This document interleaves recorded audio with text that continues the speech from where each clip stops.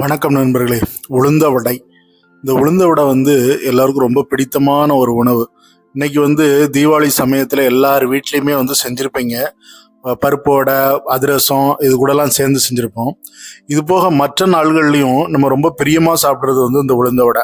அதே மாதிரி வெளியில் எங்கேயாவது கடைகள் பக்கம் போகிறோம், தெரு பக்கம், பஜார் பக்கம் போனாலும் இந்த உளுந்த வடையோட வாசம் அவ்வளோ அருமையாக இருக்கும். அதுக்கு நிறைய இடத்துல சட்னி, சாம்பார். ஆனால் எனக்கு ரொம்ப பிடிச்ச மாதிரியான ஒரு கடையில் எப்படி கொடுப்பாங்கன்னா, ஒரு குருமா மாதிரி, ஒரு சால்னா மாதிரி வச்சு கொடுப்பாங்க.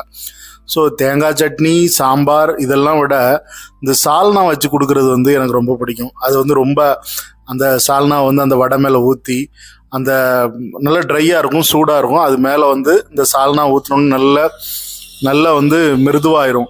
ஸோ அதை சாப்பிட்டுட்டு ஒரு டீ குடித்தோம்னா ரொம்ப அருமையாக இருக்கும். ஸோ இந்த மாதிரி நான் நிறைய சாப்பிட்ருக்குறேன். இது நம்ம நீங்கள் மதுரை பக்கம்லாம் போனால் எல்லா இடத்துலையும், எல்லா பஸ் ஸ்டாண்டுகளில், எல்லா இடத்துலையுமே இருக்கும். மதுரை தான் இந்த வடையோட ஹப் அப்படின்னு சொல்லி நான் சொல்லுவேன். சரி, இது நீங்கள் நார்த் இந்தியா பக்கம் போனீங்கன்னா இவங்க எல்லா மக்களுமே சாம்பார் வடைன்னு சாப்பிடுவாங்க. இல்லைன்னா தை வடைன்னு சாப்பிடுவாங்க. நம்ம என்ன பண்ணுறோம் அப்படின்னா இந்த வடையை ஒரு ஸ்நாக்ஸாகவும் சைடிஷாகவும் மட்டுமே நினச்சிக்கிட்டு இருக்கோம். ஆனால் இது ஒரு மெயின் ஃபுட்டுங்க. இதை ஏன் நம்ம மறந்துடுறோன்னே நமக்கு தெரியல.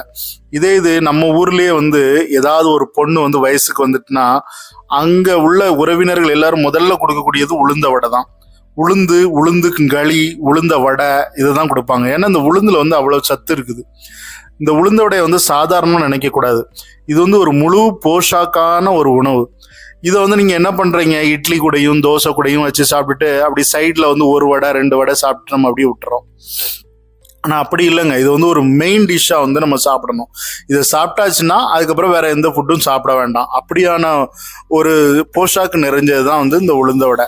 இதை சாதாரணமாக என்ன பண்ணுறாங்கன்னா, ஒரு இட்லி கூட ஒரு 4 இட்லி ஒரு வடை அப்படி சாப்பிட்றாங்க. அப்படி அதுவும் சாப்பிடலாம், அது சாப்பிட்றது தப்பு இல்லை. ஆனால் மெயினாக இது ஒரு 4 வடை சாப்பிட்டாலே கம்முன்னு ஆயிரும். ஒரு நல்ல போஷாக்கு நிறைந்த உணவு. இது எலும்புகளுக்கு வலுவை கொடுக்கக்கூடிய ஒரு உணவு. ஸோ அதனால உளுந்த வடை சாப்பிட்றதுல எந்த விதமான தயக்கமும் வேண்டாம். நான் நிறைய நேரங்களில் பஜாரில், பஸ் ஸ்டாண்ட்லலாம் சாப்பிட்ருப்பேன். என்ன அவங்க கொஞ்சமாக அரிசி மாவு சேர்ப்பாங்க, கொஞ்சமாக மைதா மாவு வேணாலும் சேர்ப்பாங்க. ஆனால் நல்லாவே இருக்கும் வடை. ஸோ எல்லா பஜார்கள்லையும் நான் அதிகமாக சாப்பிட்ருக்கிறது இந்த உளுந்த வடை. ஸோ யாருக்கெல்லாம் இந்த உளுந்த வடை பிடிக்கும், எல்லாருக்குமே பிடிக்கும். பிடிக்காதவங்க யாருமே கிடையாது. அதனால உளுந்த வடை சாப்பிடும்போது அதை ஒரு மெயின் ஃபுட்டாக எடுத்து சாப்பிடுங்க. வீடியோ பிடிச்சிருந்தா லைக் பண்ணுங்க, ஷேர் பண்ணுங்க, கமெண்ட் பண்ணுங்க. மீண்டும் அடுத்த வீடியோவில் சந்திப்போம். நன்றி, வணக்கம்.